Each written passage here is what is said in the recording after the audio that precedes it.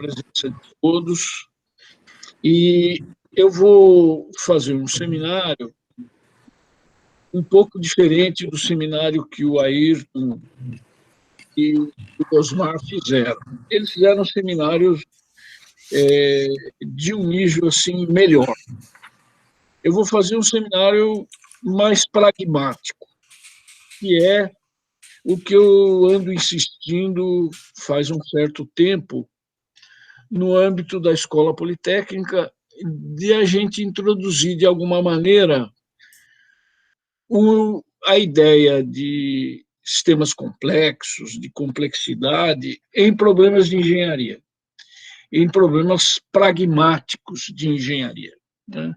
Então, o que eu acho que a grande contribuição da complexidade para a engenharia reside no fato de você transformar questões subjetivas em questões objetivas, como, por exemplo, gosto literário, como, por exemplo, certos distúrbios psicossomáticos, e medir essas coisas de alguma maneira. Isso é uma coisa que eu persigo faz tempo, desde a década de 90.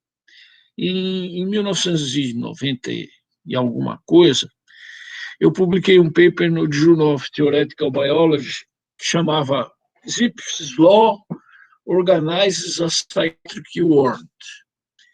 Eu, o Renato e o Roberto Sassi, que eram dois médicos do HC, nós estudamos a enfermaria psiquiátrica do HC, atribuindo valores a estados emocionais dos pacientes na época. E fizemos algumas contas e mostramos que a lei de Zipf, de certa maneira, estava presente lá. Isso me perseguiu por muitos anos, né? Tentar transformar questões subjetivas de alguma maneira em questões objetivas, que hoje se faz muito, né? Qualquer pessoa que entra no site aí qualquer para comprar livro, compra lá um livro, vem assim: você pode comprar esse também, né? Porque a pessoa, de certa maneira, fez uma medida do seu gosto, da sua tendência de leitura. Mas eu queria falar um pouquinho, então eu vou voar um pouquinho nesse sentido, né? De maneira muito simples. Eu sou uma pessoa muito simples, eu não tenho o conhecimento de física e de filosofia que esse pessoal aí todo tem, mas eu vou tentar andar um pouco sobre isso. O que é a engenharia da complexidade, né? A engenharia da complexidade, na verdade, é uma mudança de contexto, é uma mudança de papel dos engenheiros. Os engenheiros começam a olhar os trabalhos que eles têm que realizar de uma maneira contextualizada diferente. E eles passam a ter um papel um pouco mais amplo no dia a dia da engenharia. Uma coisa que às vezes a gente se esquece é que engenharia se faz para alguém, né? Você está fazendo engenharia para a vida do planeta, isso é fundamental, né? Ou você está fazendo engenharia para a vida do planeta ou fora do planeta, ou você está fazendo engenharia pela vida, no final das contas, e não pela beleza de uma obra, ou pela robustez, ou coisas do gênero, né? O que a gente tem hoje é que a tecnologia reformula os papéis profissionais e sociais. Os papéis dos engenheiros vão mudando ao longo do tempo, e os engenheiros têm hoje um papel social muito importante, né? É só a gente olhar as modificações curriculares que têm sido feitas nas diversas escolas de engenharia do mundo, e a gente vê que muitas disciplinas da área de humanas, da área de ciências ambientais, da área de biologia, têm sido incorporados aos programas. E as profissões de engenharia, elas têm uma importância tanto nacional como internacional. E a engenharia tem uma importância muito grande nos problemas que as nossas sociedades enfrentam, né? Basta a gente perceber essa história da Covid-19. Quando a gente pensa na vacina que o Instituto Butantan fez, né? Dentro do Instituto Butantan tem lá uma fábrica de vacina, tem uma engenharia nessa fábrica de vacinas que é muito interessante e é uma engenharia de um sistema complexo, né? Então, a engenharia passa a interagir com áreas que ela não interagia anteriormente. Ela passa a ter uma relação com a sociedade muito forte e uma grande importância na construção do futuro.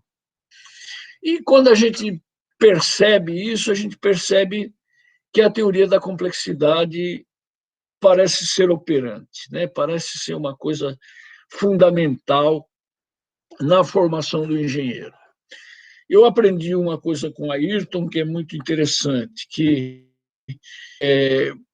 as pessoas, quando falam de complexidade, elas falam com linguagens diferentes. Às vezes elas falam exatamente a mesma coisa, mas com linguagens diferentes. Então, levar em conta essa questão e agir nas transformações é fundamental na engenharia hoje. É fundamental que o engenheiro conheça a ideia de complexidade, olhe para os sistemas de maneira a interpretá-los como sistemas complexos, olhe para os sistemas à luz da complexidade. Eu vou seguir duas coisas que eu escrevi aqui. Eu escrevi um artigo em 2017, Engenharia de Sistemas Complexos, está nos Estudos Avançados, 3191, e Engenharia da Complexidade, Edgar Morin, que está na revista de Institutos Avançados, 3294, de 2018. Nessa época, o Mauro Zilbovicius, o Laerte Schnelza, e outros professores da Poli, o Tiago, nós pensávamos em implantar um curso de engenharia da complexidade na Poli. E nós tínhamos uns interlocutores muito importantes da École Centrale de Paris. E a gente iria fazer um curso que seria multinacional, digamos, né? Teria uma parte na Centrale, uma parte na Poli, parte dos estudantes franceses fariam alguns anos aqui, parte dos nossos estudantes fariam alguns anos lá. Nós temos isso aí prontinho, né? Se alguma universidade quiser implantar isso, nós temos toda a estrutura curricular pronta. Infelizmente, ela não pode ser realizada na USP porque a USP tinha saído de problemas financeiros sérios, de gestões reitorais anteriores, e depois veio essa história de pandemia, então isso aí está mais ou menos engavetado, mas está à disposição, né? Um trabalho que nós fizemos e estamos à disposição para dar esse trabalho para alguém. Eu acho que é muito importante que no Brasil a gente comece a ter essa visão da engenharia, essa visão de sistemas complexos. Bom, quando a gente fala de engenharia da complexidade, sempre a gente esbarra no significado conotativo da palavra, né? A gente acha que complexo é complicado. Complexo não necessariamente é complicado e complicado não necessariamente é complexo. Então, quando você fala com um engenheiro tradicional sobre complexidade, ele já pensa que é uma coisa muito complicada, com umas coisas meio interligadas, que ele vai separar e vai entender cada parte, e cada um faz a sua parte e põe as coisas para funcionar. Então, quando a gente fala de engenharia da complexidade para uma formação tradicional, ele já pensa, bom, vai ter uma concepção, vai ter um projeto, vai ter uma execução, vai ter uma operação. É verdade. Mas a gente sempre olha isso com a carga semântica da disjunção. A concepção tem que ser pensada junto com a operação. O projeto tem que ser pensado junto com a execução. E mais do que isso, a gente não pode pensar no sistema como uma simples superposição das partes, né?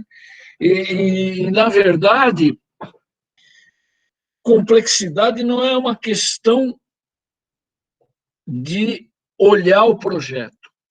Complexidade é uma maneira de perceber os fenômenos. É uma maneira de perceber que uma obra de engenharia, que um projeto de engenharia tem muitas coisas em volta, além do simples projeto, além da simples execução, além da simples operação. Quer dizer, que fenômenos estão associados à engenharia da complexidade? Que fenômenos estão associados a um projeto de engenharia? E é essa visão que a gente pensa que um curso de engenharia de complexidade deve dar. Falando um pouco de história, uma vez eu dei uma palestra parecida com essa em algum lugar, e meu irmão, que é um engenheiro itiano padrão, falou assim, não, você perdeu muito tempo com essa história, com esse negócio de história. Mas eu gosto de perder um pouco de tempo com esse negócio de história, porque a engenharia existe muito antes das leis de Newton. Ninguém precisava, ou as pessoas não usaram as leis de Newton para fazer, os romanos, para fazer aquedutos, estradas, barragens, pontes, distribuição de água, coleta de esgoto. Não tinha física como ciência, e as pessoas fizeram muita coisa sem ainda o método científico ser estabelecido, sem os conhecimentos da mecânica serem estabelecidos. Fizeram pela intuição, fizeram pela observação dos fenômenos. Então, observando os fenômenos, observando a natureza, o homem navegou, né, no século XV, no século XVI, chega no final do século XVII, e com meros conhecimentos empíricos, faz o trabalho prático, sem o domínio pleno das condições de operação.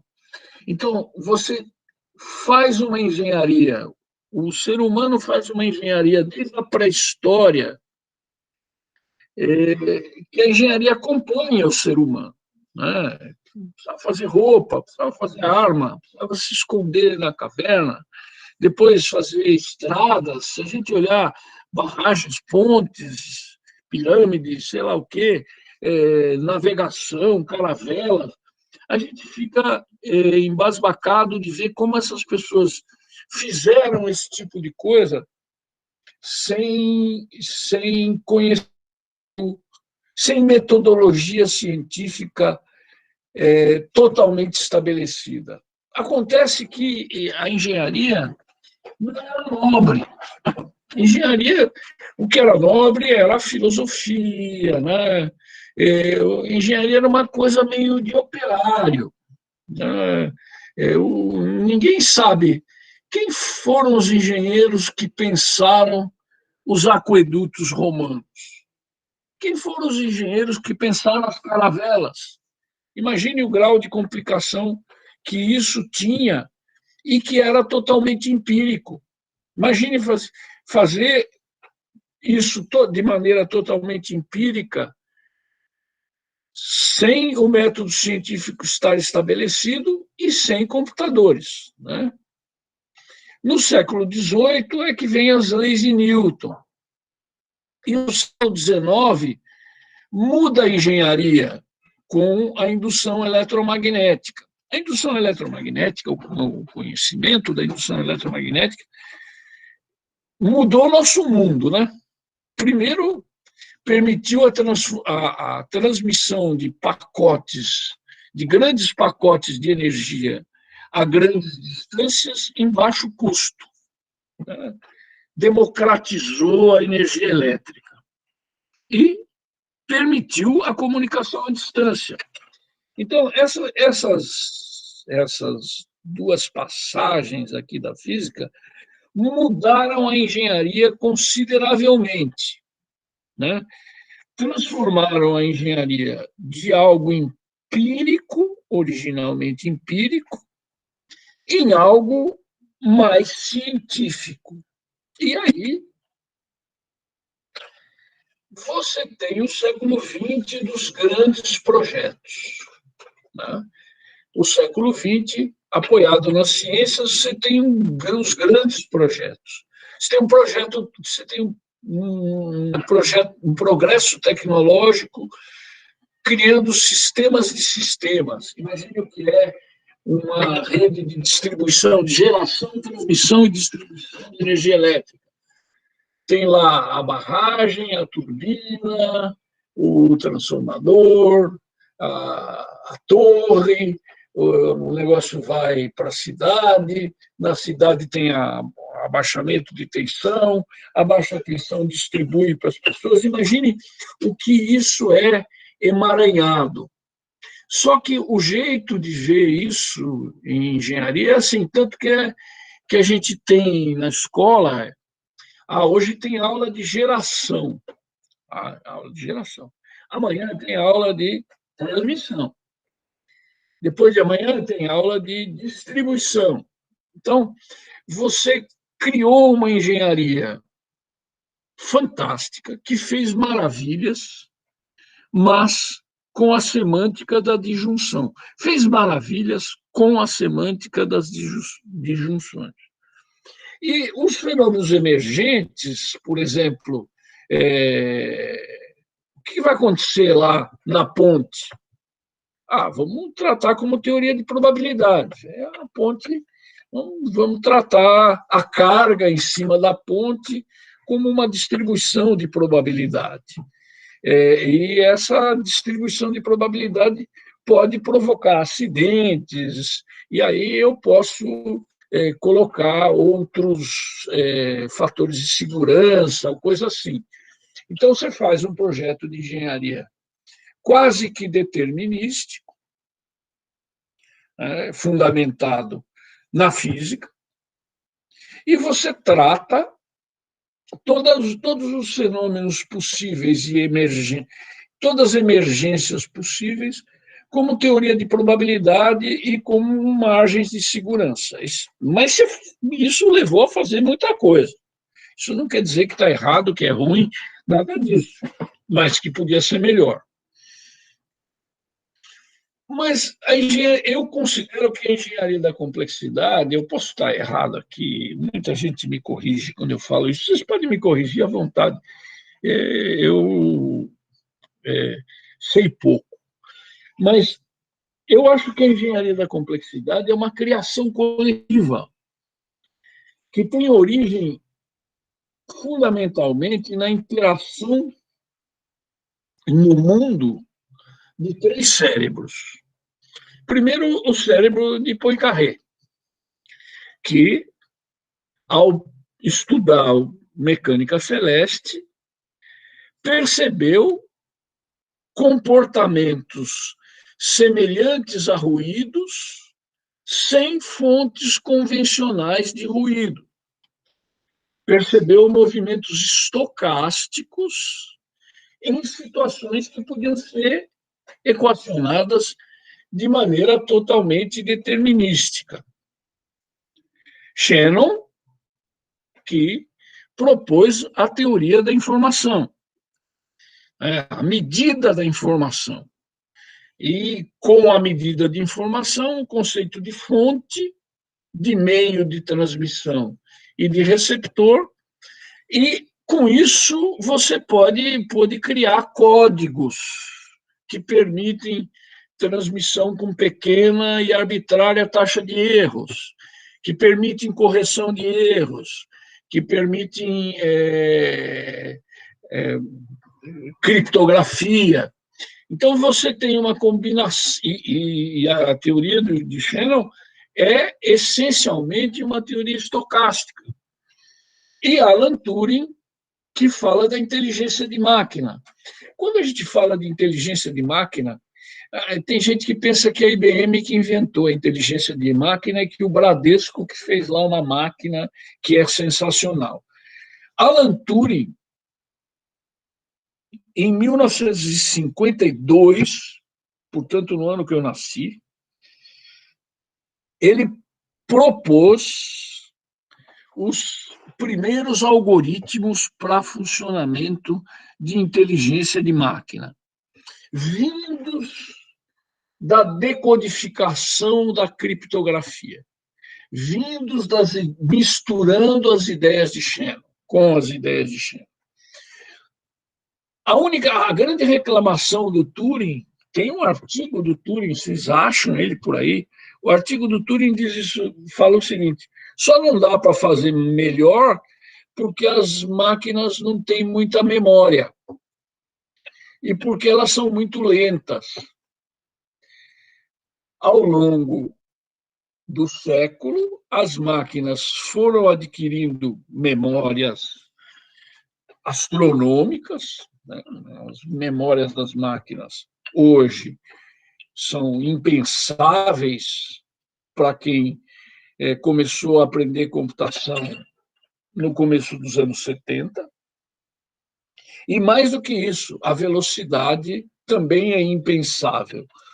Então, os algoritmos do Turing eram muito mais fundamentados na procura da objetividade dentro da subjetividade, que é o que a inteligência artificial faz. Não tem uma lei que a gente conheça que saiba prever o comportamento de um paciente numa enfermaria psiquiátrica. Não tem uma lei que a gente conheça que saiba prever que tipo de livro os assinantes do site fulano de tal preferem, né? Então, você vai retirar, você puxa a objetividade da objetividade, né? Desculpe, você puxa a objetividade da subjetividade. Quer dizer, fazer ciência, e o pessoal fala ciência de dados, não sei o quê, não tem nada de mais nisso, pessoal. Tem nada de mais nisso. É só um jeito inteligente de extrair objetividade da subjetividade. Então, a engenharia da complexidade é uma criação coletiva dessas três mentalidades. Porque quando a gente fala de... Claro, um monte de gente trabalhou com Poincaré, um monte de gente trabalhou em coisas do Shannon, um monte de gente trabalhou em coisas do Turing. Na verdade, a gente está pegando essas três pessoas como, sei lá, gênese das ideias. Isso não quer dizer que outras pessoas não tenham tido valor equivalente nessa criação coletiva. Mas a engenharia da complexidade é uma criação coletiva que está aí, que está na mão da gente, né? E que precisa ser ensinada para os nossos alunos. Os nossos alunos têm que começar a aprender a olhar projetos dessa maneira, olhar projetos à luz da complexidade. E o que é isso? Bom, em primeiro lugar, é que os nossos alunos saibam olhar os projetos como sistemas abertos. No projeto tradicional, a interação com o ambiente é sempre estática. Você fala aí,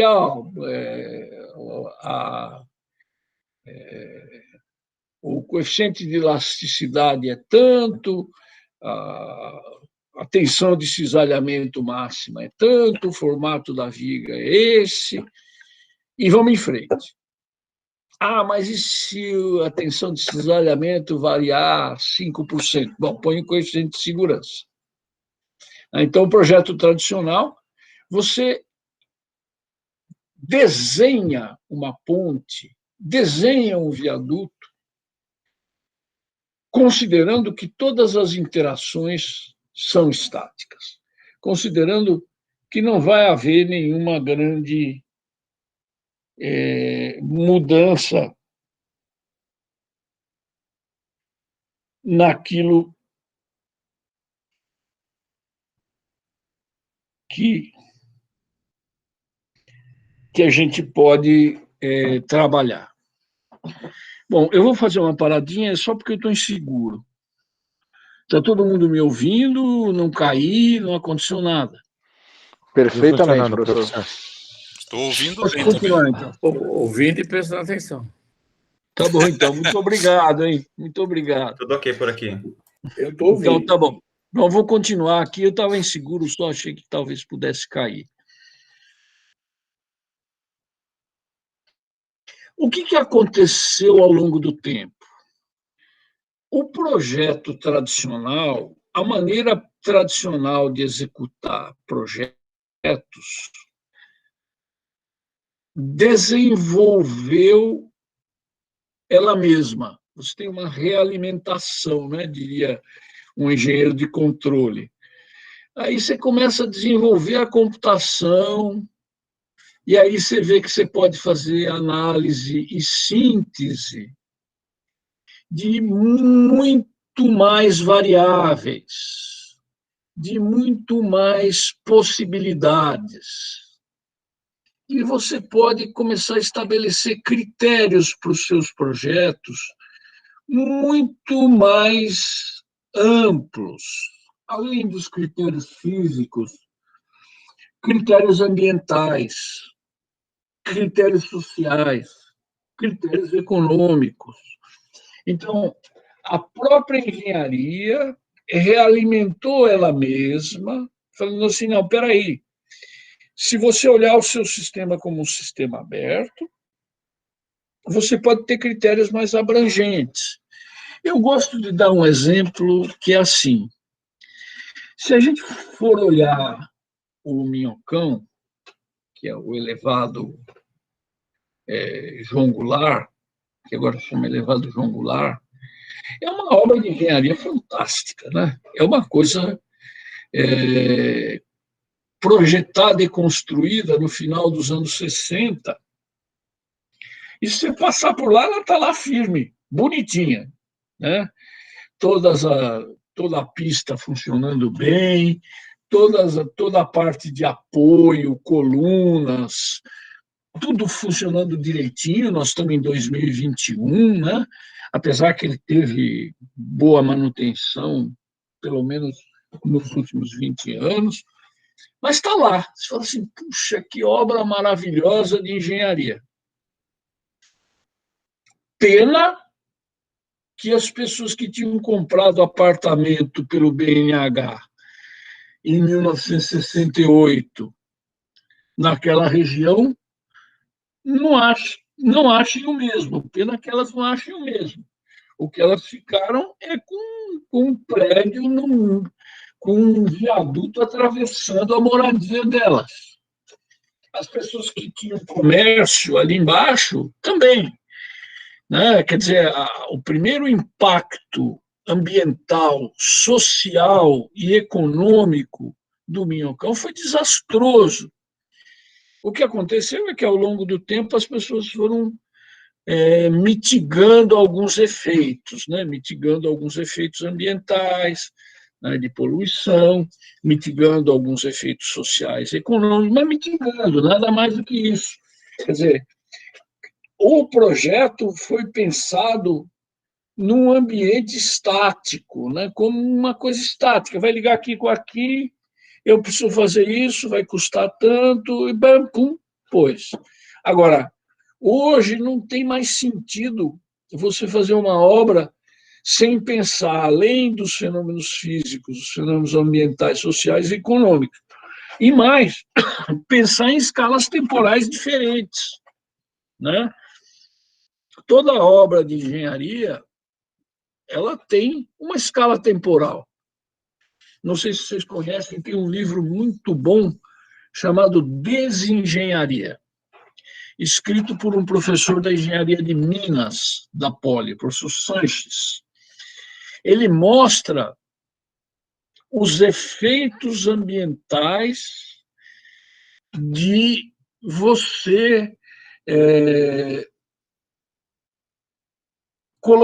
tornar uma obra obsoleta. Quando uma obra se torna obsoleta, quando um bem, não uma obra, mas a obra se transforma num bem, que pode ser um bem de capital, ou pode ser um bem de consumo, mas a obra se transforma num bem. Depois de um certo tempo, você vai descontinuar o uso desse bem. Então, você tem que pensar nas diferentes escalas temporais. O que você vai fazer com os vagões dos trens de não sei aonde? O que você vai fazer com os resíduos de uma mina que acabou de ser explorada? Quer dizer, olhar para a engenharia como sistema aberto é olhar também nas diferentes escalas temporais, né, do curto prazo, do médio prazo, do longo prazo e da desengenharia. Qual é o efeito ambiental da desengenharia? E quais são as possibilidades de você, ao fazer desengenharia, recuperar coisas? Então, a primeira coisa o primeiro mandamento da engenharia da complexidade é: olhe o sistema como sistema aberto. O segundo mandamento é: vai ter emergência. Você vai ter comportamentos não esperados. Você vai ter o comportamento do seu sistema como um todo, não vai ser a mera superposição dos comportamentos das partes. Você vai ter ruídos e aleatoriedades. Você vai ter não linearidades. Você vai ter auto-organização. Aí, como é que você vai prever isso? Felizmente, agora a gente pode simular grandes massas de dados. Quando a pessoa fala de cidades inteligentes, o pessoal está engatinhando nisso aí, né? Isso aí, alguns vendedores de máquinas, eles têm umas soluções correndo atrás de problemas. Eles não têm problemas para os quais eles estão procurando soluções. Eles inventaram lá uns algoritmos e aí eles saem vendendo. Não, assim, me fala aí se você pode usar a minha solução no teu problema. Quando, na verdade, a ideia tem que ser ao contrário. Quais são os problemas? Eu tenho que olhar o problema. E depois de olhar o problema, aí sim pensar em Big Data. Aí sim pensar em, sei lá, internet das coisas, ou grande massa de dados, ou coisas do gênero. Mas primeiro eu preciso entender o fenômeno. Se eu não entender o fenômeno, fica venda de programa. Então, prestem muita atenção nisso aqui, né? Precisa ter o problema para você poder pensar na inteligência artificial depois. Tem uma pessoa que está assistindo, eu não vou falar o nome, mas tem uma pessoa que está assistindo a esta apresentação, que é um jovem, é um engenheiro recém-formado. Ele tinha um problema: identificar nas ruas imagens de acidentes, entre aspas, né, de saco plástico jogado, papel jogado, enfim, disposals, né? Identificar formas para que a prefeitura pudesse tomar providências em certas regiões. Pois é, ele primeiro pensou no problema. E ele fez um sistema de inteligência artificial excelente que identifica lixo plástico nas ruas da cidade. Mas ele não veio com um programa pronto. Primeiro, ele falou, bom, como é o lixo plástico? Como é identificar o lixo plástico na rua da cidade? Depois veio a inteligência artificial. Então, tome muito cuidado com isso, né? Nós temos agora que levar em conta uma porção de novos fatores. Nós podemos fazer isso simulando grandes massas de dados, mas não com solução pronta. Precisamos conhecer bem o problema. E conhecer bem o problema é conhecer bem a física, é conhecer bem a biologia, é conhecer bem a ciência humana que está por trás daquilo que você está fazendo para o planeta. Então, voltando, engenharia da complexidade pressupõe sistemas abertos, pressupõe emergência. E aquilo que sempre vai nos limitar, que é a incompletude. Né? Qualquer sistema lógico é incompleto. Então, cuidado com os vendedores de soluções, porque isso é um mercado muito promissor, né? Que bacana, eu vou ligar o liquidificador do avião. Eu vou tomar um avião para ir de São Paulo até Manaus, e nessa passagem de São Paulo até Manaus, eu ligo o ar-condicionado para o meu cachorro. Tem até uma propaganda de televisão falando isso, né? Não adianta nada ligar o liquidificador remotamente se você não consegue tomar o suco remotamente. Então, a incompletude de Gödel sempre vai limitar as nossas aplicações e nós temos que ter clareza disso. Então, voltando, o que é um engenheiro da complexidade? Ele tem que dominar a expertise, tem que dominar a engenharia. O conhecimento da engenharia é a essência. Aí, a computer science, a matemática, são auxiliares, né? Nesse diagrama de Venn aqui, o domínio da expertise é fundamental. O computador não vai saber projetar uma ponte se você não souber. O computador não vai saber fazer um projeto de um sistema aberto com emergência se você não souber levar em conta todos os fatores do sistema aberto e todos os fatores emergentes. Então, primeiro é o domínio da expertise. E aí, o bom uso da ciência da computação, o bom uso da matemática. Porque parece que isso aqui está dominando o mundo, mas não está. Mas não está. Quem está dominando o mundo é o domínio da expertise. Fazer coisas relevantes em engenharia é fazer coisas que sejam úteis para as pessoas. E, para isso, precisa estar no campo. Essas coisas estão no campo, essas coisas estão na rua, essas coisas estão nas casas das pessoas, nas cidades, nas florestas. Não adianta nada a gente ter só computação. Computação é um acessório para a engenharia. Ela não é um acessório para a computação. Para a computação é essencial. Para a matemática é essencial. Mas para a engenharia, uma parte da computação e uma parte da matemática são essenciais. O essencial é dominar a expertise de como faz uma ponte. Como que a gente pensou no curso? Aqui agora vou sonhar um pouquinho. Eu em pequena escala, eu dou uma disciplina optativa para o 5º ano de Engenharia de Automação e Controle, que chama Tópicos de Controle Avançado. Como chama Tópicos de Controle Avançado? Deixa comigo. Eu estou tentando, num semestre, dar alguma formação de engenharia de complexidade para aqueles 20 alunos que resolveram fazer a disciplina.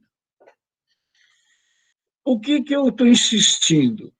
É que eles precisam ter uma formação em ciências básicas, exatas e humanas e em ciências fundamentais da engenharia.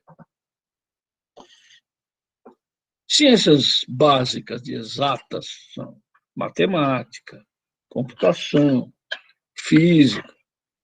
Ciências fundamentais em engenharia são mecânica dos fluidos, resistência dos materiais, circuitos elétricos, materiais de construção.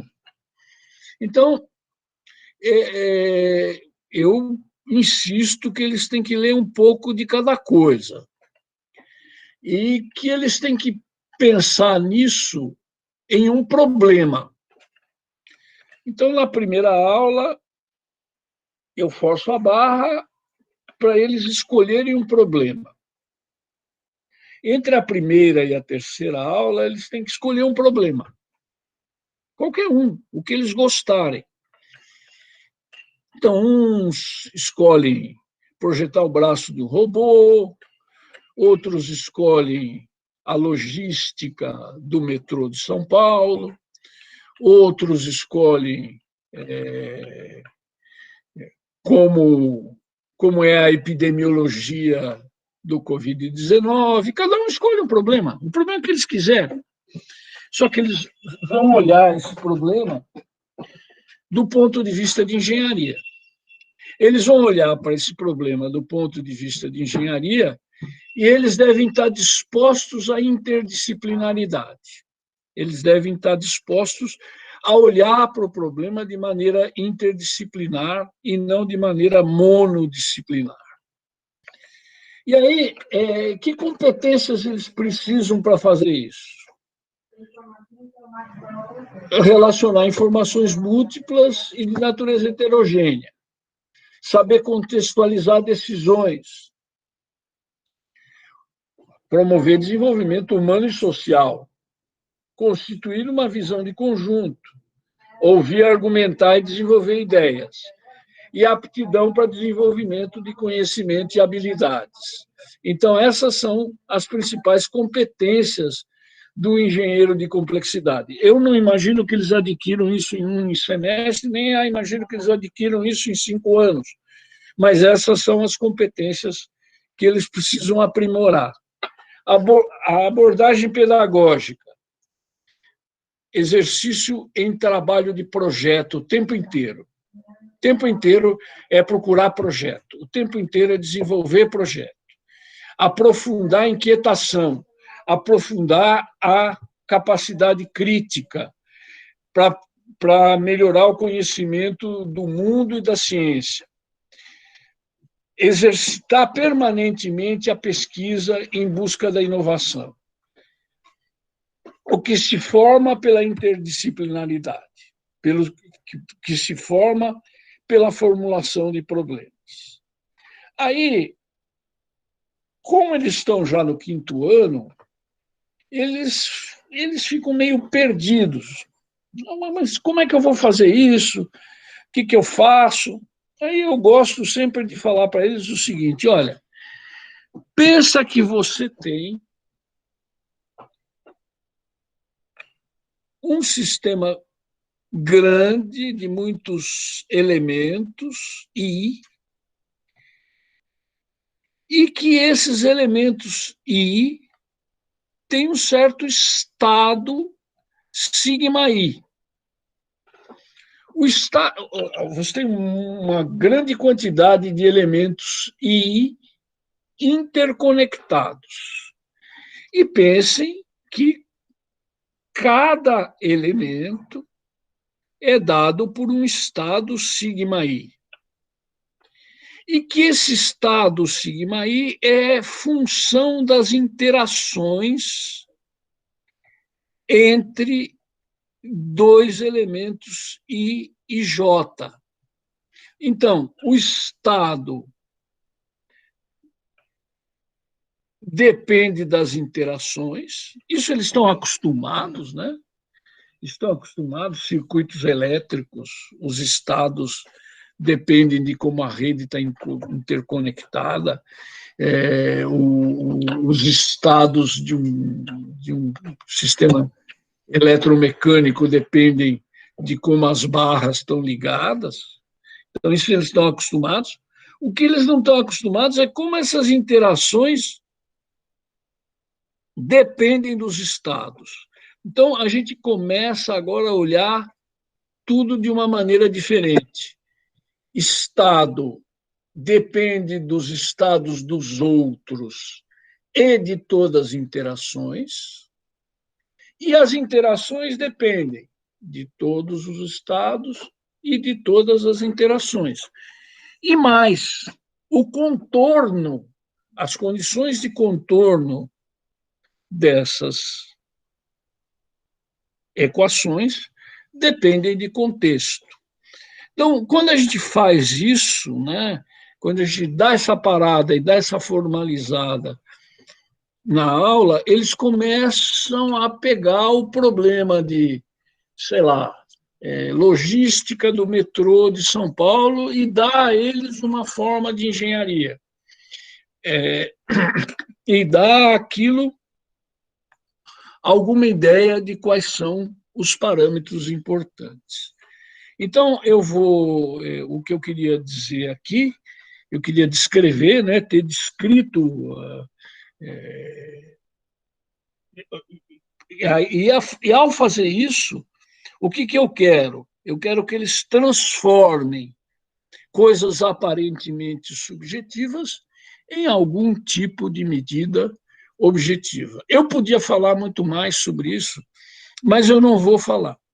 O que eu gostaria de falar aqui hoje é isso, como eu penso que é a engenharia do século XXI.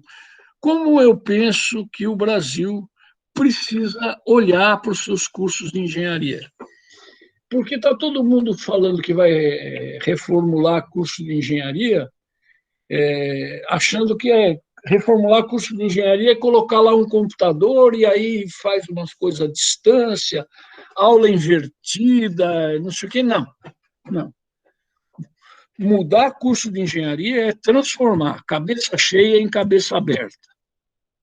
Mudar curso de engenharia é abrir a cabeça dos estudantes para que eles aprendam a olhar o entorno, para que eles aprendam a ver o que é um sistema aberto, para que eles aprendam a ver o que é um sistema emergente e para que eles aprendam a ver o que é um sistema incompleto, para que eles possam exercer isso ao longo de toda a vida e não só um ano depois de formado. Então, essa é a minha contribuição para esse seminário preliminar de hoje. Eu fico muito feliz de ter várias pessoas que eu tenho muita consideração e que eu tenho muito respeito, né? Eu estou falando para pessoas pelas quais eu tenho muito respeito. Então, fico muito feliz de ter falado e me coloco à disposição para perguntas e vou dar um ESC aqui para que vocês possam perguntar à vontade. Certo, Diego?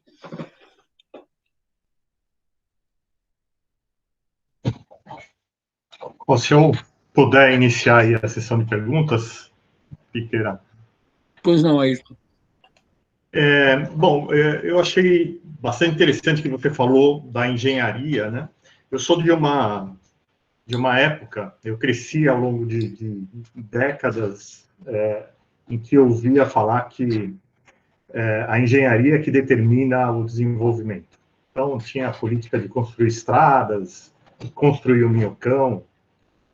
E isso, de fato, funciona, né? Porque a engenharia tem um impacto muito forte, né, na vida das pessoas e determina mesmo, né?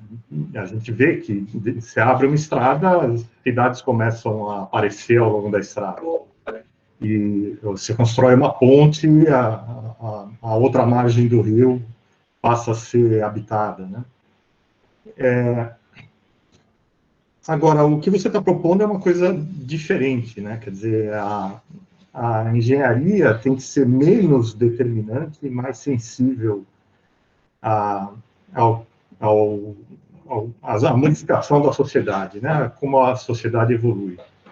E eu me lembro que o conceito de cidade moderna era a cidade projetada. E a gente tem no Brasil alguns exemplos, né, de cidades que foram completamente projetadas antes de serem construídas. E hoje o que se pensa sobre isso é que essas cidades são na verdade, um obstáculo, né?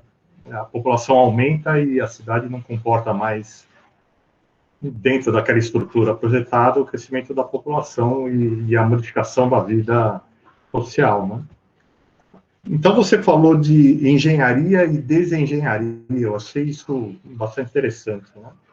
Você poderia dar alguns exemplos? E outra coisa, eu diria que tem, talvez, não sei se o nome é correto, se já existe, mas uma reengenharia, né, em que essas facilidades são utilizadas de uma outra forma, como existem propostas para o Minhocão, né, ser transformado num parque linear. Então, eu queria perguntar para você, de forma mais específica, se quando você fala de desengenharia, você está incluindo esse tipo de coisa, né? E se existem exemplos já de problemas que estão sendo abordados dessa forma. Olha, primeiro eu queria falar um pouquinho sobre desengenharia. Professor Pequeno, só um segundo. Se você não parar com a sua apresentação para todo mundo poder ver melhor. Tá, vou abaixar aqui. Diminua. Isso. Não, você tem que parar de apresentar. Isso. Parei. Perfeito. Parei. Bom, em primeiro lugar, eu queria falar sobre a desengenharia. O livro do Sanches, que alguns de vocês conhecem, o professor Sanches da Minas, simplesmente ele me encantou quando eu li. Ele começa com o exemplo de um posto de gasolina. Imagine um lugar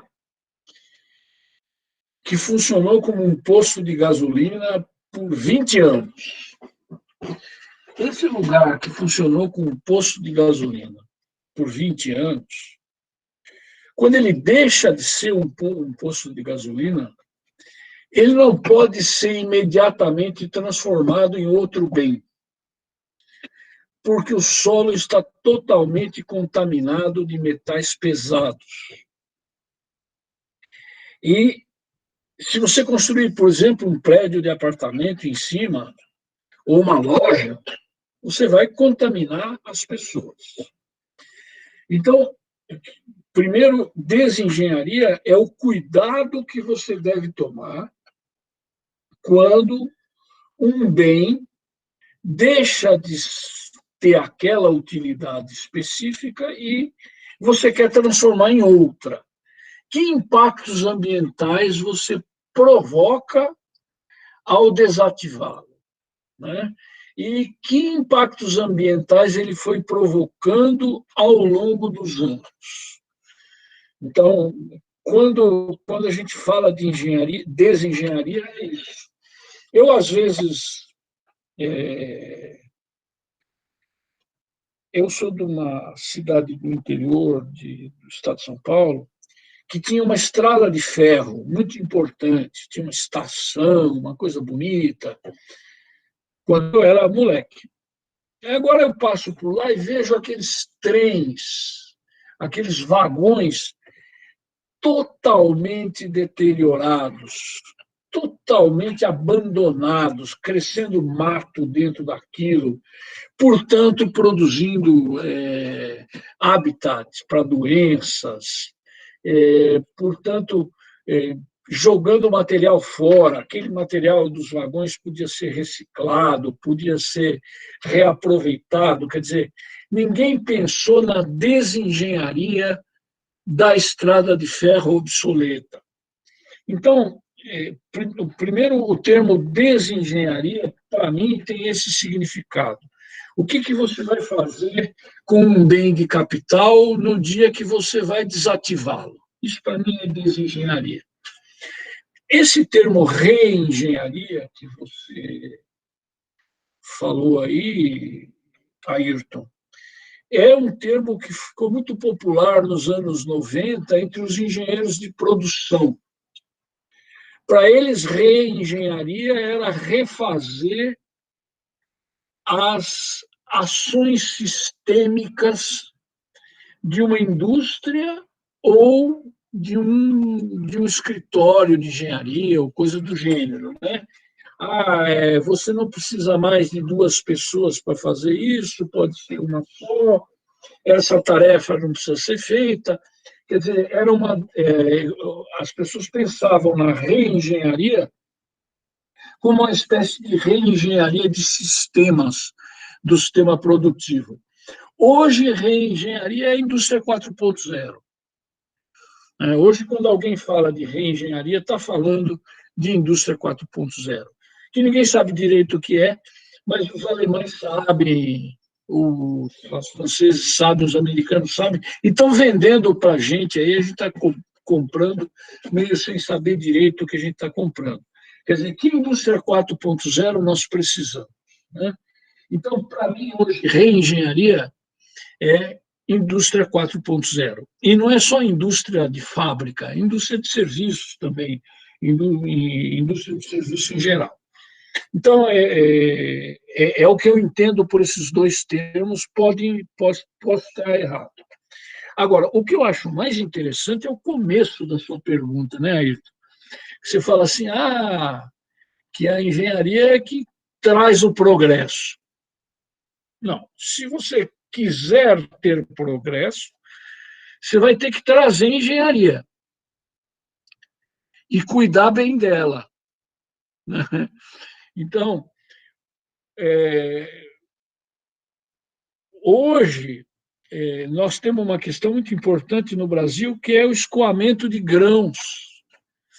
O escoamento de grãos, que era pelo Porto de Santos, hoje é muito mais barato sair lá por Santarém.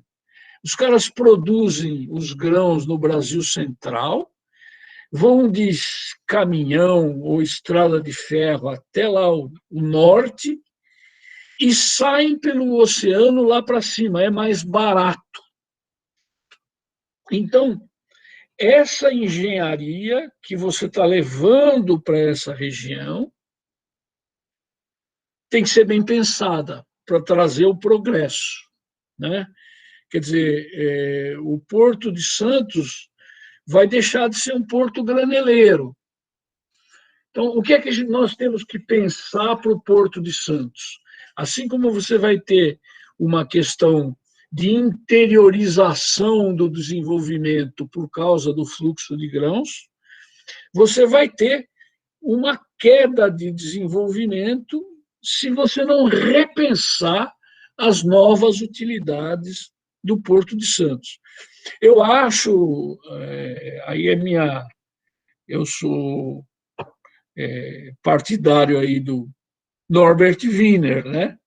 Acho que nem é a engenharia que traz o progresso e nem é o progresso que traz engenharia. É uma malha fechada. Um produz o outro produz um, e assim vai. É a primeira ideia de sistemas complexos que vem lá da retroalimentação do Norbert Wiener. Não sei se eu respondi satisfatoriamente, Ayrton. Você sempre faz perguntas tão boas que eu nunca sei responder, mas o que eu penso é isso. Você sempre tem respostas tão boas que responde até as perguntas que eu não fiz. Estou perfeitamente feliz com a sua resposta.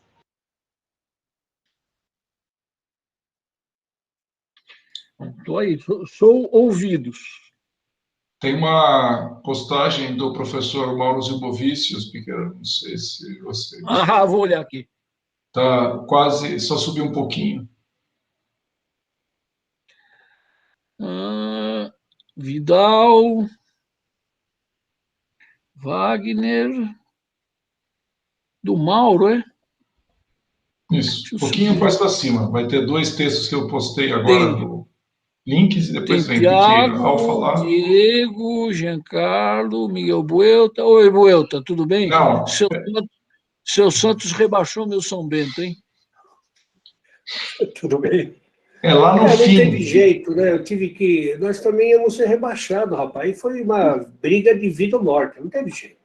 Lamentável. Eu sinto muito. Isso abala nossas relações de amizade para sempre. Abalou. Nós estamos sem se falar um tempo, mas então acho que a gente podia retomar.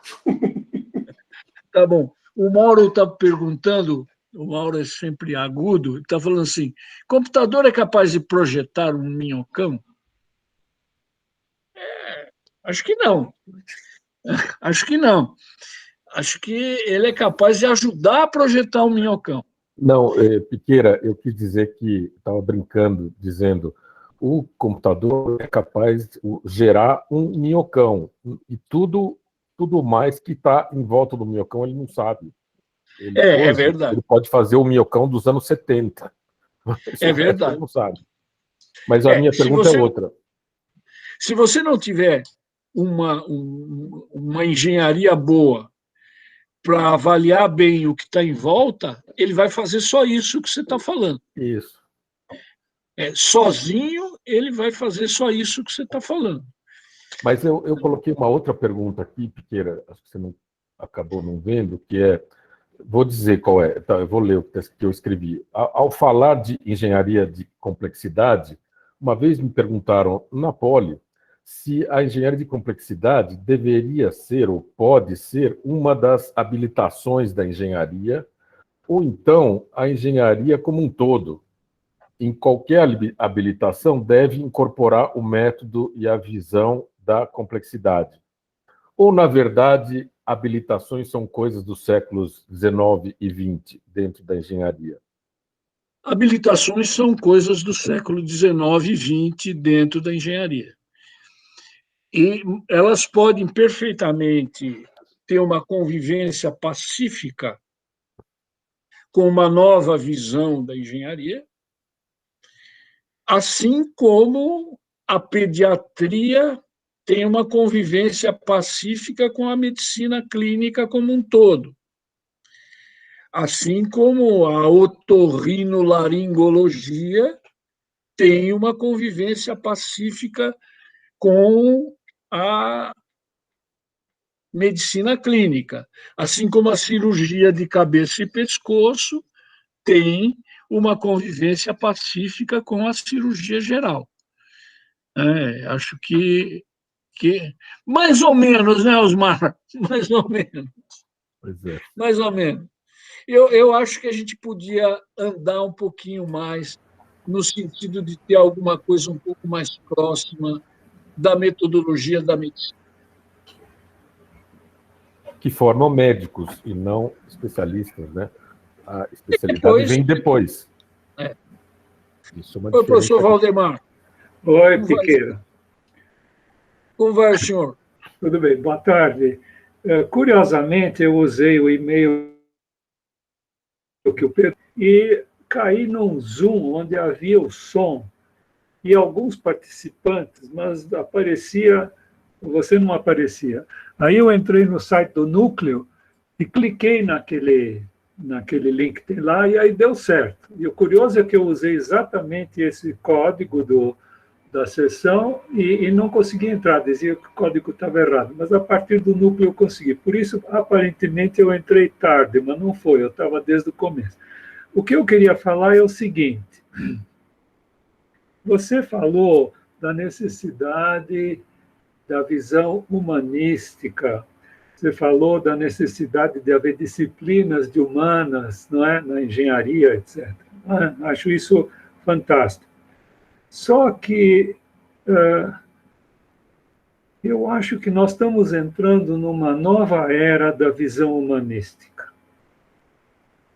por exemplo, a questão do aquecimento global, da devastação das florestas, etc. Existem dois enfoques para serem usados aí. Existe um enfoque que eu diria que é o enfoque da engenharia, não é? Ou da engenharia ambiental, seja lá o que for, de fazer medições, enfim, das variações climáticas. Não sei se vocês conhecem um artigo que saiu na Nature, acho que foi em junho de 2019, que acabou completamente com as dúvidas, né?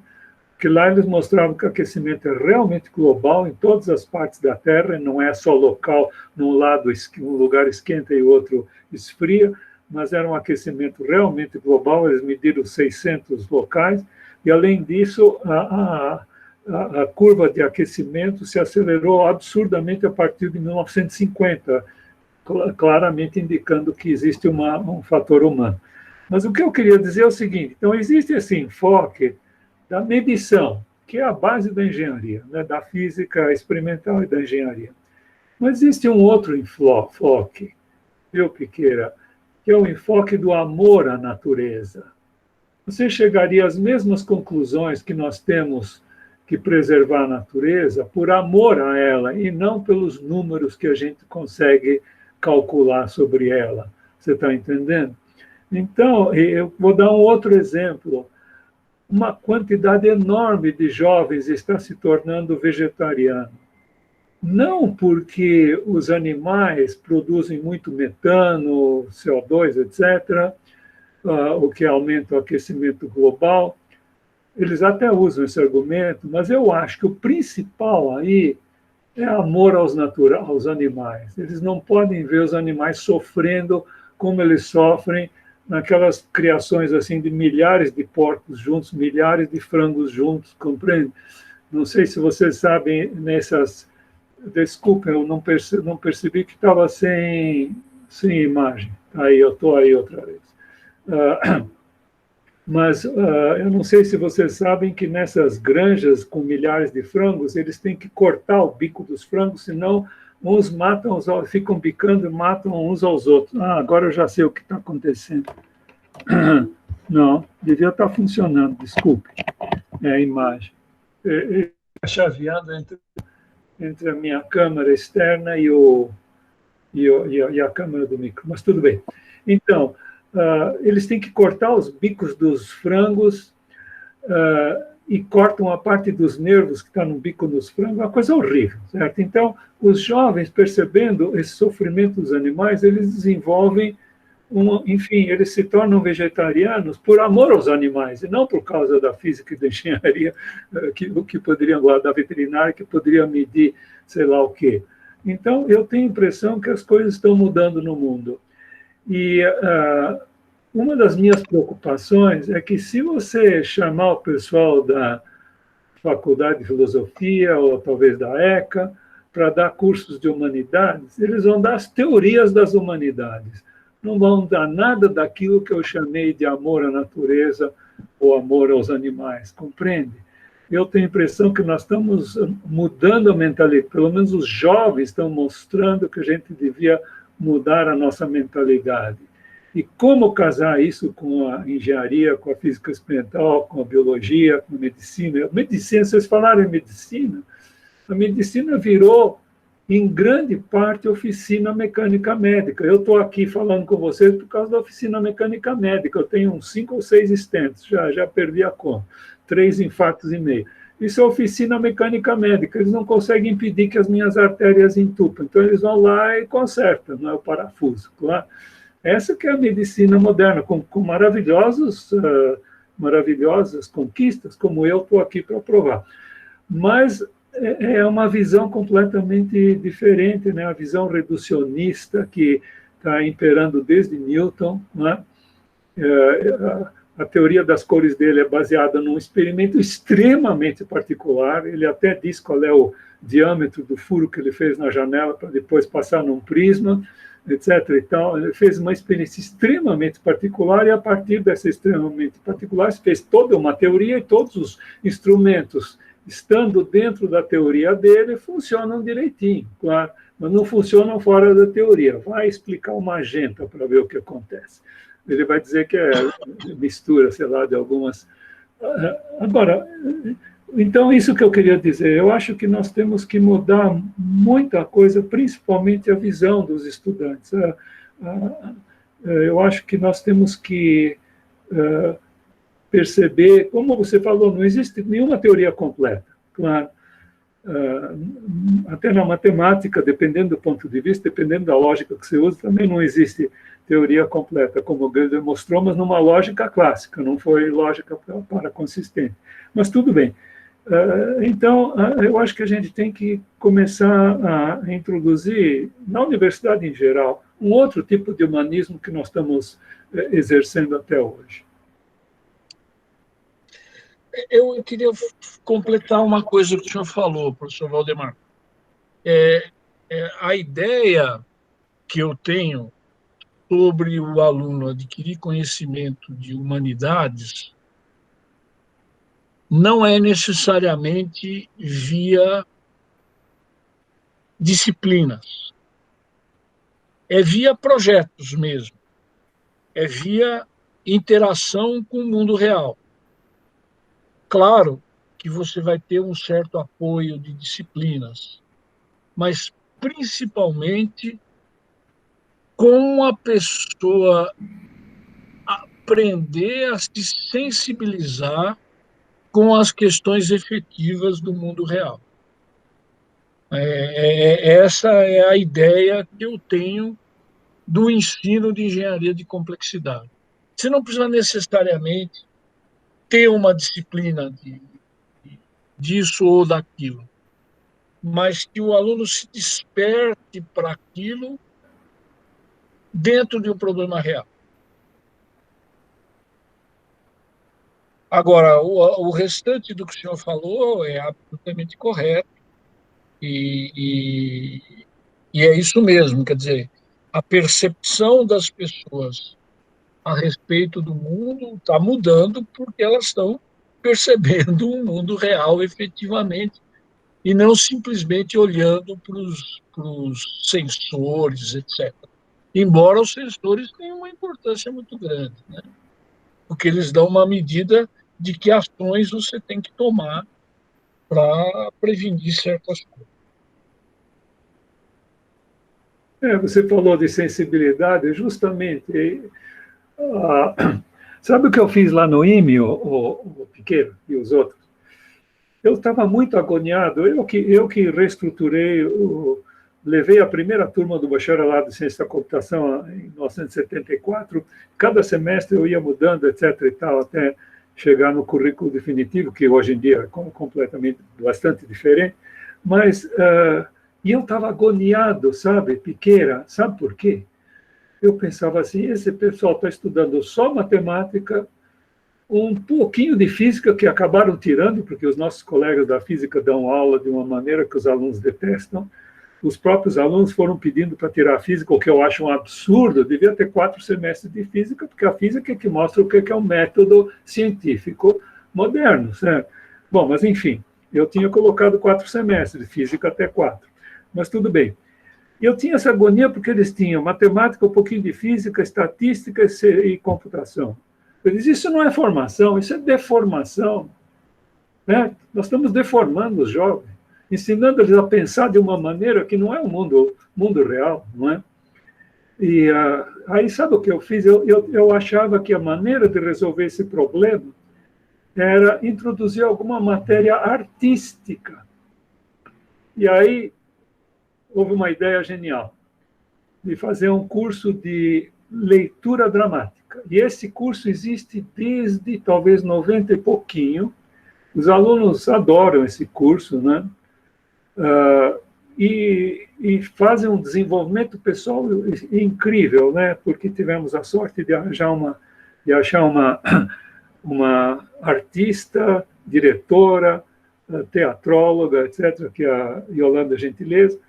E vocês não podem imaginar como os alunos se desenvolvem nesse curso. Aí eu fiquei pensando, essa era uma disciplina que devia ser obrigatória em todas as formações, leitura dramática. Eu tinha a esperança de que eles iam aprender a ler peças e e interpretar o que se chama no teatro de subtexto, né? Aquilo que não está nas palavras, a pessoa tem que interpretar, né? Olha, os resultados foram extraordinários. Inclusive, eles acabaram montando peças, né, que eles mesmos escreveram, etc. e tal, que estavam muito longe do que eu imaginava que eles iam fazer. Mas eu tenho a impressão que isso é uma das coisas absolutamente viáveis, desde que a gente ache um bom professor. Absolutamente viáveis, porque não precisa nada de material artístico, etc. Precisa de sala de aula e acabou-se. Com essa disciplina, eu acho que, veja, eles desenvolvem, por exemplo, a sensibilidade para outra pessoa, porque quando você faz teatro, você tem que prestar atenção no que os outros vão falar, como é que o público reage, etc. e tal. Então, aprenderam a falar, aprenderam dicção, não é muito importante para vender, por exemplo, para trabalhar em equipe. Então, essas coisas que me deixaram muito contente com a receptividade que houve desde aquela época, nessa disciplina de leitura dramática. É isso que eu estou dizendo que está faltando. Alguma coisa profundamente humana, certo? Que faça um desenvolvimento humano das pessoas, que aumente a sensibilidade social. Como é que o engenheiro vai poder levar em conta os impactos humanos se ele não tem sensibilidade social?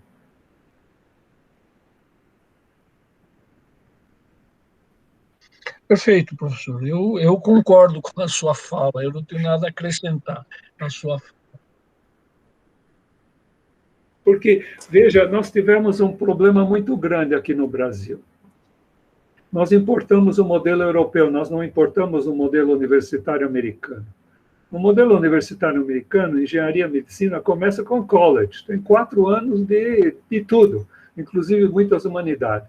E depois eles vão para a especialização. Claro, vão estudar engenharia, vão estudar medicina. Aqui não, os nossos cursos são todos profissionalizantes, é tudo bitolado naquela profissão, compreende? Eu acho que a gente deveria, para abranger a complexidade do mundo, a gente teria que ter uma outra visão mais ampla. Como o professor Valdemar, sim, concordo com tudo que você falou e não conseguiria falar de forma mais brilhante. É só isso. Até a Regina está assistindo. Oh, que beleza, hein? Obrigado por prestigiar, Regina. E o professor Valdemar e o professor Piqueira, tenho certeza que concorda com todas as palavras. Quando ele fala de expertise, meio ambiente e generosidade, ele falou tudo isso que o senhor falou. Só que eu tenho uma solução do ponto de vista de graduação, e até de pós, que é a leitura dramática. É verdade. Coisa extremamente simples, não precisa de material. Porque eu ficava pensando, será que eu monto aqui como é que se diz, um ateliê de pintura, um ateliê de modelagem, escultura, ou de cerâmica, como eu faço, eu sou ceramista, fora ser músico também, mas eu sou ceramista. Tudo isso envolveria muitos, enfim, locais especiais, muito material, etc.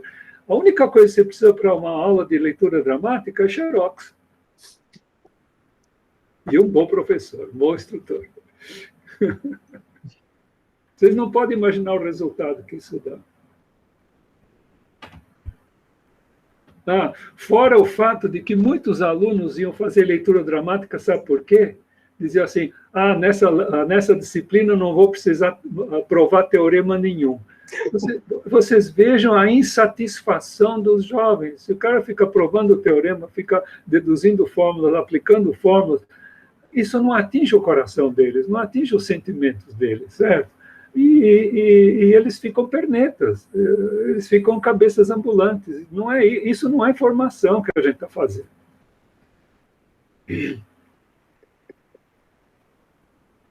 Na próxima palestra eu vou abordar um pouco aspectos filosóficos, aí vocês vão ver como é que eu encaro essas coisas. Aliás, vai ser na terça-feira à noite, né, Piqueri? Isso. O Eduardo e o Enio vão fazer a divulgação. Ótimo, excelente. Desculpe ter desviado o assunto. Não desviou, não. Não desviou, não. Deixa claro isso. Que fique claro que não foi desviado. Nada.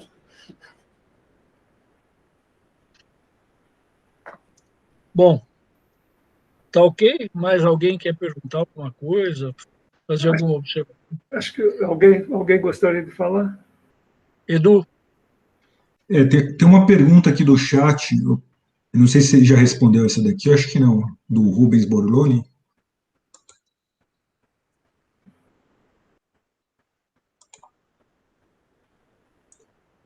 Quer que eu leia? Eu posso responder um pouquinho, Piqueira. Peraí, qual que é a pergunta? Ótimo tema, apresentação aqui. Como fica a transformação da complexidade em simplicidade com o uso da transformação digital? Eu não sei responder, não. Eu Se o ente- professor Valdemar quiser responder. eu achei meio. Eu acho que é mais assim, falar meio no tema da transformação digital com a complexidade. Eu acho que. Eu vou tratar disso na palestra da terça-feira da semana que vem.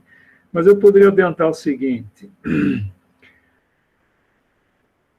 a natureza e o ser humano não são digitais.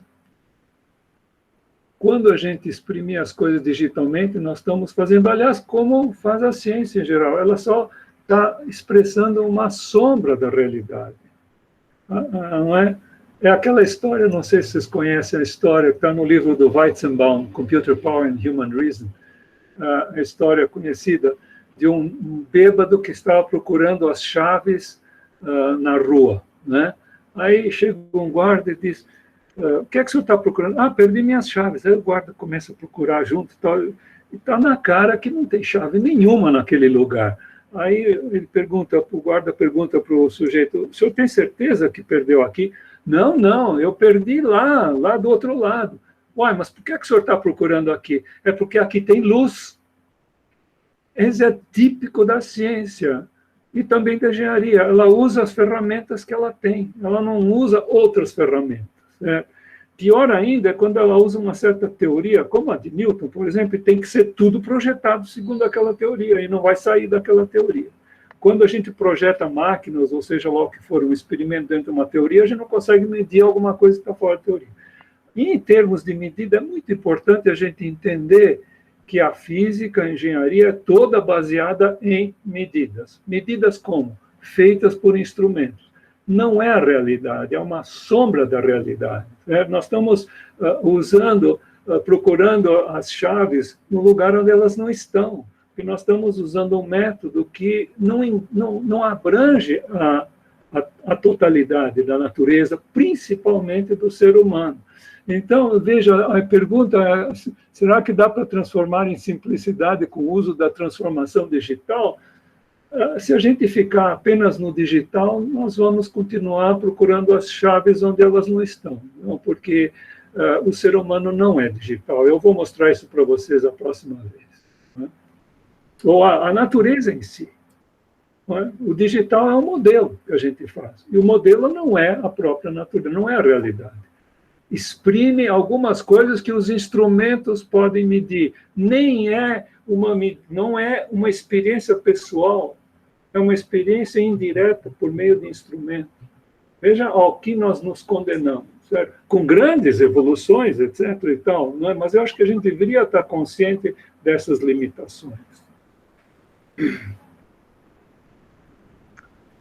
Perfeito, professor. Eu também acredito muito nesse seu mindset, né? Eu acho que hoje a gente está vivendo um modismo aí de transformação digital, né?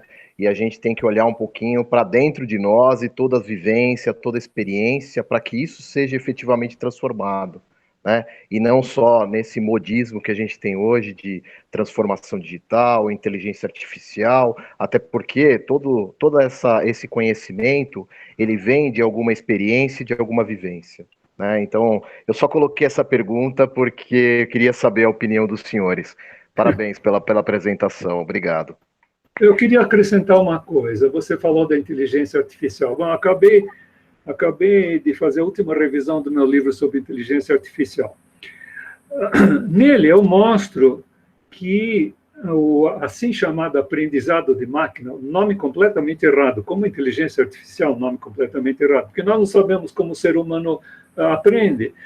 Piqueira, se a gente soubesse como o ser humano aprende, o curso de engenharia não levava 5 anos, não. Levava 2, talvez. Né? Nós não sabemos como as pessoas aprendem. A gente dá uma porção de coisa com esperança de que ele consiga aplicar isso de alguma maneira. É o típico da engenharia. A gente dá a base e depois o sujeito vai fazer outra coisa.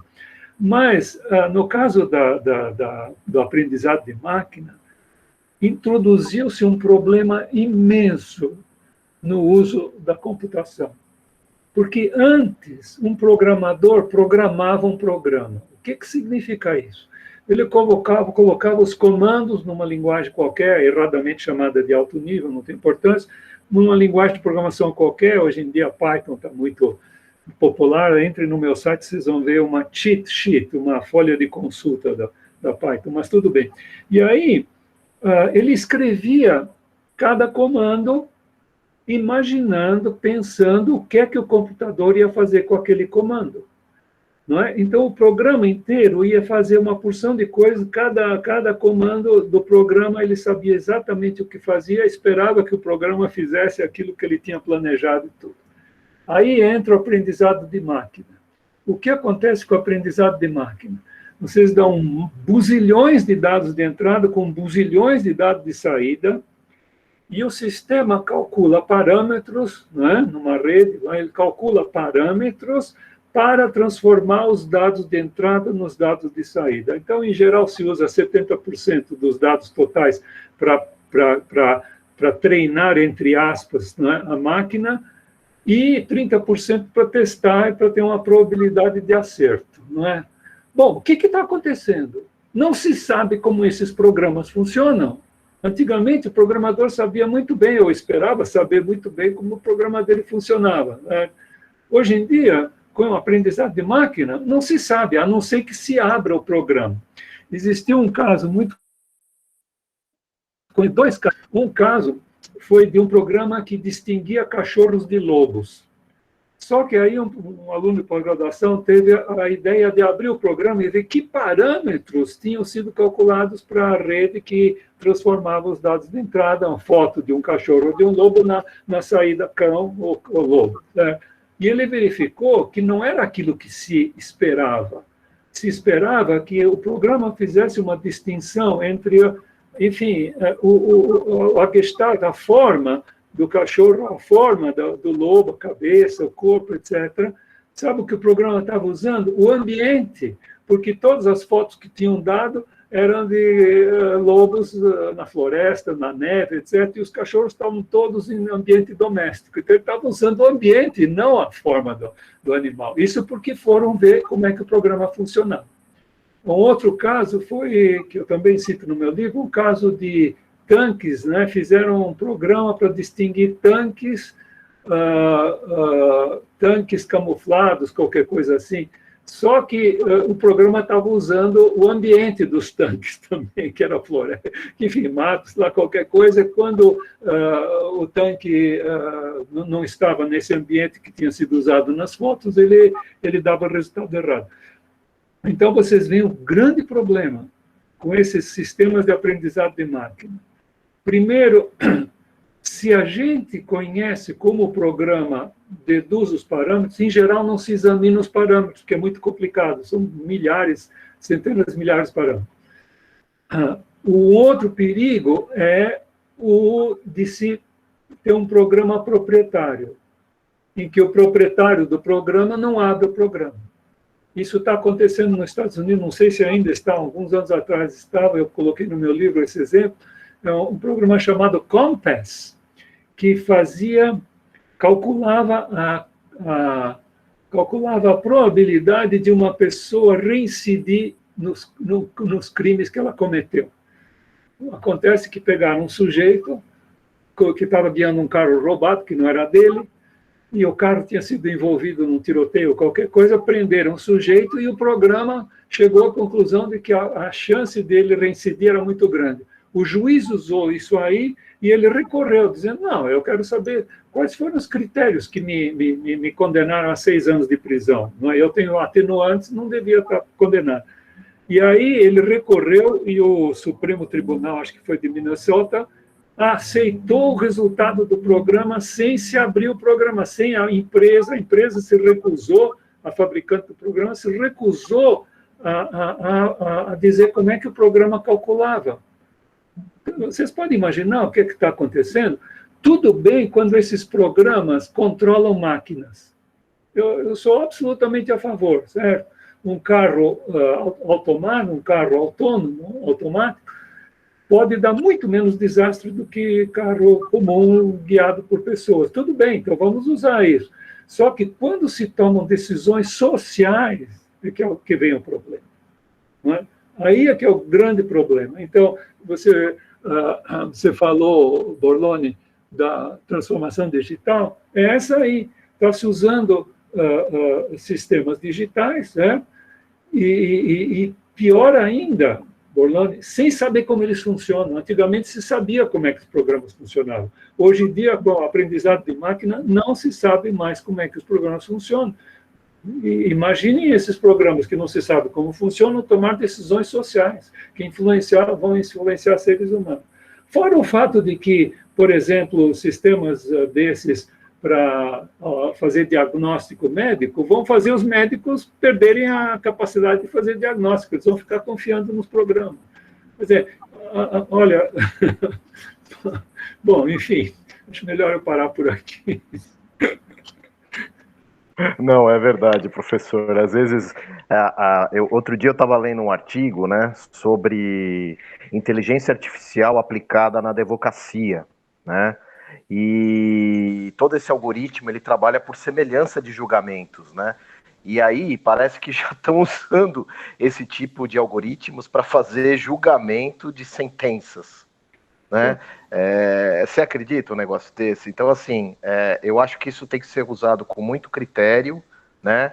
E tem que ter a visão do especialista, né? Tem que ter a visão da engenharia, que é efetivamente quem transforma, né, toda essa complexidade numa simplicidade, não simplesmente você analisar dados, colocar em algoritmos por semelhança, por aprendizado, assim, meio que por semelhança mesmo, né, e sem usar todos os critérios que a gente teve aí ao longo de toda a nossa formação, né, na nossa carreira acadêmica e profissional, principalmente, com a experiência e a vivência, somada tudo isso na nossa análise crítica aí de um problema, de qualquer fato que seja. Né? Existe uma regra muito simples. Não se pode deixar o computador tomar uma decisão social. Ele pode até aconselhar, ele pode até dizer, olha, aparentemente devia ser assim, assim, mas aí você vem o tal do seu especialista, ele devia usar esses dados para depois chegar a uma conclusão. Nunca se deveria deixar o computador tomar uma decisão social definitiva. É uma regra extremamente simples. Perfeito, professor, perfeito. Obrigado aí pela oportunidade. Obrigado. Fora, Borlone, que o que você chamou de simplicidade agora virou complexidade. Sim. Esses programas de aprendizado de máquina são extremamente complexos, usam matemática muito avançada e não se sabe como eles funcionam. Perfeito. Boa noite.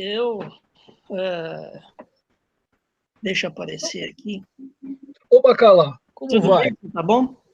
Deixa eu ver se aparece a câmera. Aí, apareceu. Aí, filho Bacalá, como vai? Eu gostaria de observar uma coisa que me parece importante, de coisas que eu vi ao longo dos tempos aí, e que, principalmente quando se trata de engenharia como atividade, tá? E que tem havido uma sobrepreocupação com currículo, construção de um currículo para a transformação do indivíduo como engenheiro, torná-lo engenheiro. Mas tudo que vocês estão falando aí, me parece que a preocupação devia ser, primeiro, em dar ao indivíduo um curso superior. O que eu quero dizer? É alguma coisa que permitisse que o indivíduo tivesse uma visão larga, ampla, da realidade, do mundo onde ele está, e que isso, na realidade, fosse parâmetro para que ele pudesse evoluir e, eventualmente, vir a fazer as suas decisões, levando em conta que a realidade sempre tem consequências não intencionais e que precisam ser sempre levadas em consideração. E que, no fundo, a gente, até por sermos seres humanos, estarmos em sociedade, como falou o professor Valdemar, temos que levar em conta o fato de que projetos não são coisas definitivas, e as decisões não são coisas definitivas, elas necessitam sempre serem passíveis de revisão e de aperfeiçoamento. Portanto, eu vejo a iniciativa de vocês aí com muito bons olhos, vocês estão de parabéns. Muito obrigado, Bacalhau, muito obrigado. Eu, dado o adiantado aí da hora, acho que nós não tem mais nenhuma pergunta aqui escrita. Eu deixo aberto para alguém que queira fazer alguma pergunta. E não tendo mais perguntas, eu vou encerrar por aqui. Lembrando que nós vamos ter a palestra do professor Valdemar na terça-feira. O Enio e o Edu vão fazer a divulgação. E daqui a 15 dias nós vamos ter mais outra palestra aqui no nosso grupo, que acho que é do professor Constantino, não é isso? Enio, a palestra daqui a 15 dias. É isso mesmo, né? O professor Constantino, daqui a 15 dias. Então, daqui a 15 dias. A minha vai ser às 19h30, 7h30. Isso, porque a palestra do professor Valdemar é o nosso grupo, junto com o grupo do professor Mamana. Exato. E depois nós temos no nosso grupo, daqui a 15 dias, a palestra do professor Constantino. Então, eu agradeço a todos, fico muito feliz de ter podido participar dessa reunião. Deixo um grande abraço, uma boa noite para todos vocês. Muito obrigado. Fico feliz em vê-los todos bem. Eu também, Bacalhau. Estava com saudade, hein? Estava com saudade. Um abraço.